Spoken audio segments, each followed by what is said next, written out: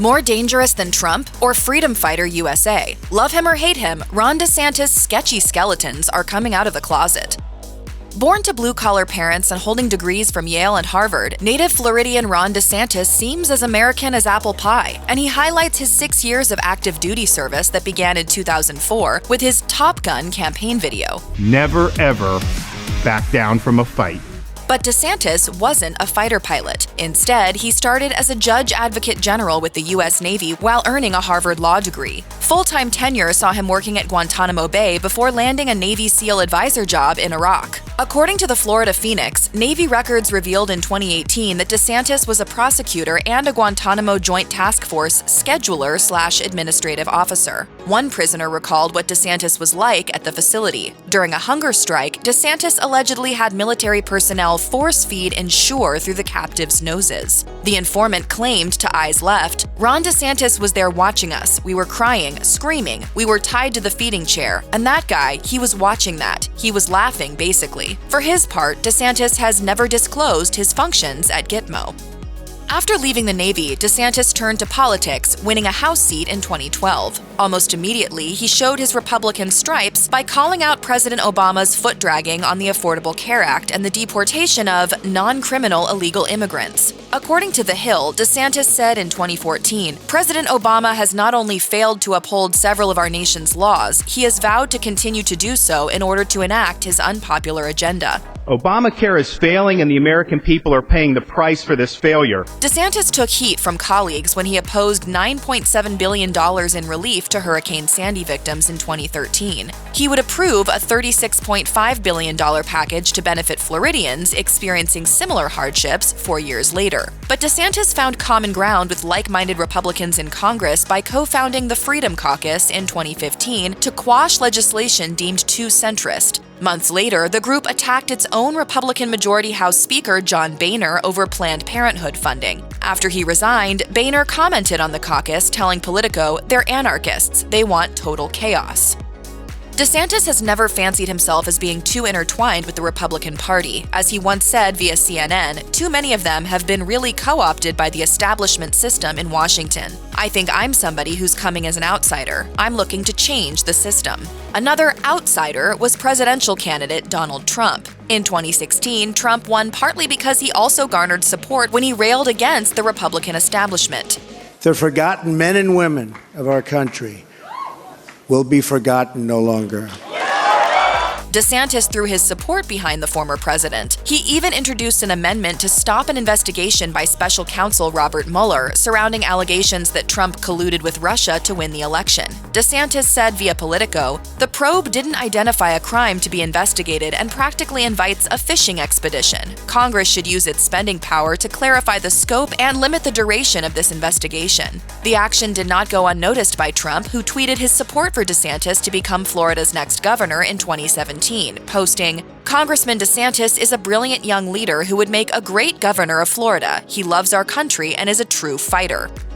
In 2018, DeSantis handily won the election to become governor of Florida, and it wasn't long before he placed his own brand on the office. The following year, he signed the controversial HB 5 bill into law, designed to curtail lobbyists and the public from including proposed amendments on ballots. Supporters praised the measure for challenging minimum wage increases, additional Medicaid funding, and other proposed amendments, a move they thought would limit fraudulent proposals and influencers outside Florida. Others deplored the law. As the Orlando Sentinel put it, "This isn't about the fear of petition fraud. It's about lawmakers attempting to weaken the power of people to change the Constitution." DeSantis appointed 4 right-leaning judges to the Florida Supreme Court, including Renatha Francis, who previously didn't meet constitutional requirements to occupy the post. As State Rep Geraldine Thompson told Politico in 2022, Floridians lack confidence in the courts because they see that people are being appointed based on a political agenda rather than knowledge of the law and fitness. That same year, DeSantis fired State Attorney Andrew Warren, who said he wouldn't enforce a recently passed anti-abortion law. When you flagrantly violate your oath of office,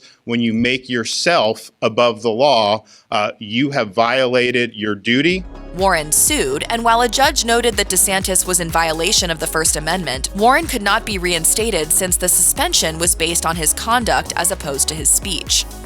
DeSantis let his freedom flag fly during the pandemic. In 2020, Florida trailed other states in shutdowns and quarantine and was the first to reverse the actions, resulting in the largest number of COVID cases in the U.S. that summer. If I get corona, I get corona. At the end of the day, I'm not going to let it stop me from partying. It's my birthday, St. Patrick's Day. Turn up. DeSantis told the National Review that he put restrictions on nursing homes and hospitals but kept businesses open and allowed counties to use their own discretion, adding, "The epidemic is not going to affect this state uniformly, and what's appropriate in Miami and Broward may not be appropriate for Jacksonville or the Panhandle." The approach was key to DeSantis wanting to move the RNC from Charlotte, North Carolina to Jacksonville, Florida that August. While it ultimately took place online, DeSantis initially told Fox and Friends that state officials would examine COVID precautions, noting, To just rule out a convention at this stage, I think, is a mistake. DeSantis later threatened to cut off funding to public schools that enforced masking for children and sought bans on mask and vaccine mandates. In the end, DeSantis claimed his actions were worth it. In a gubernatorial debate ahead of the 2022 election, he said, I kept this state open and I kept this state free. And we now have the biggest budget surplus in the history of Florida. Throughout much of his political career, DeSantis has proclaimed he's an advocate for freedom, and the Florida government's 2021 passage of the social media platforms bill, targeting social media companies banning politicians from their platforms, came across as a boon for free speech during the cancel culture frenzy. But it hardly seemed coincidental that the bill passed just months after Twitter deplatformed former President Trump for his Capitol Hill riot comments. At the time, DeSantis stated in a press conference, We, the people, especially our everyday Floridians, are guaranteed protection against the Silicon Valley power grab. Ironically, one Floridian who didn't benefit from the legislation was congressional candidate and former state health department employee Rebecca Jones. She claimed she was instructed to fudge COVID stats to make results look more favorable in light of Florida's loose protocol. She was punted off Twitter after spamming a story the Miami Herald did on her perspective. A statement from the governor's office supported her deplatforming, calling the former employee the, quote, typhoid Mary of COVID-19 disinformation. Arrested in 2021 for using a government computer as a means of criticizing DeSantis' handling of the pandemic, Jones pled guilty to hacking charges the following year, according to WUSF.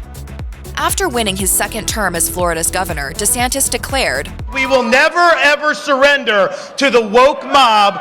Florida is where woke goes to die. Likely one validation of that statement was the Combating Public Disorder Act that foisted huge penalties on rallies and assemblies that might get out of hand. Introduced 3 months after the January 6, 2021 Capitol Hill insurrection in Washington, D.C., legislators passed the law. But DeSantis didn't address the insurrection as the motive for the law. Instead, he focused on the Black Lives Matter protests across the country. But as Democratic Senator Chevron Jones told the AP, not only is this racist at its core, but it's also a reaction to what occurred over the summer after the death of George Floyd. Critics, including the Tampa Bay Times, claimed such legislation violated the constitutional right to assembly. And according to civil rights groups who sued the state over the law, the legislation was vague and let police officers decide what constitutes a riot and who can be arrested. A district court judge blocked the law a few months later, and a temporary injunction against the legislation still exists as of 2023.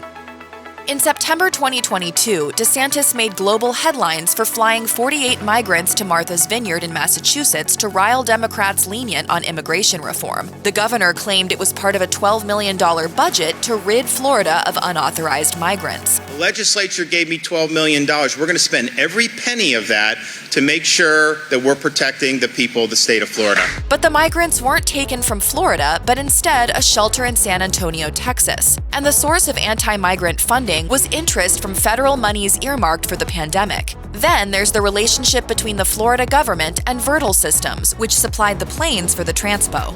The U.S. Department of the Treasury has requested an investigation into the legalities of shifting COVID relief funds into other initiatives. Meanwhile, several lawyers representing the migrants are suing DeSantis on the grounds that they were promised relocation to areas with jobs and housing. As attorney Ron Sullivan told WGBH, It's just wrong morally, it's wrong constitutionally, and they have to stop it.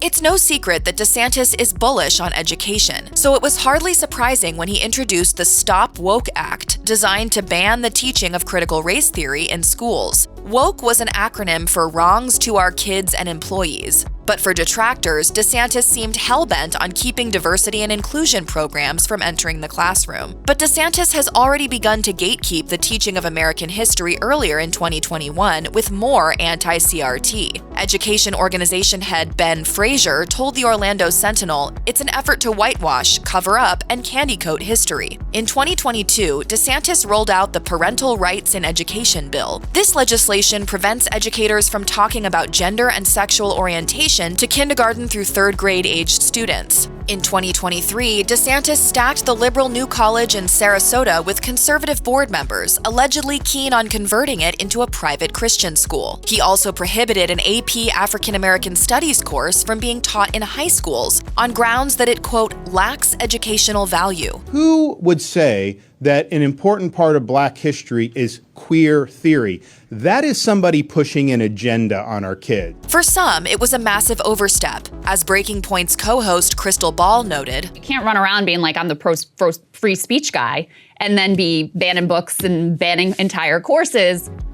DeSantis may have a spotty record when it comes to First Amendment rights in Florida, but on the Second Amendment, he'll break out the Smith & Wesson to show his support. The governor has been a barrel-blazing opponent of gun control, especially when he declared Floridians would soon have the right to open carry without a permit. They just want to come after your Second Amendment rights. Let's just be honest, that's what they want to do. DeSantis has also been pushing to amend Stand Your Ground laws to allow citizens to use potentially lethal force against looters and arsonists. Democratic Florida Senator Randolph Bracey claimed the amendment would spur more racist acts and alleged to NBC News, DeSantis is treating the law as a playbook for his next election, which is reckless and irresponsible. DeSantis has also received campaign funding from the National Rifle Association.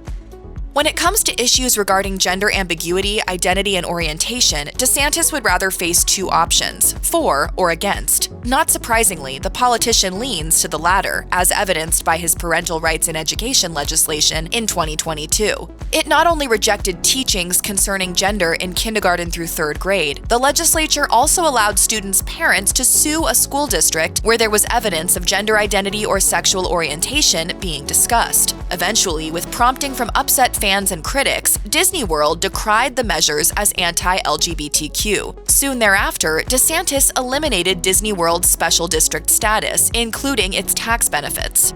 Disney's going to be treated like SeaWorld is treated, or like any of these others, and that's really the fair thing to do. DeSantis also locked horns with the federal government when he pushed to eliminate Medicaid coverage for hormones, puberty blockers, and gender-altering surgery. Florida's health department aimed to stop treatment of minors regarding any gender transition care. He also used the first day of Pride Month in 2021 to make it illegal for trans athletes to participate in girls' sports in schools. We're going to go based off biology, not based off ideology when we're doing sports. Of course, his opposition had a response, with the New Republic reporting in 2022, his anti-LGBTQ agenda is now moving into a new heightened state of criminalization, one which also demonstrates how DeSantis wields power.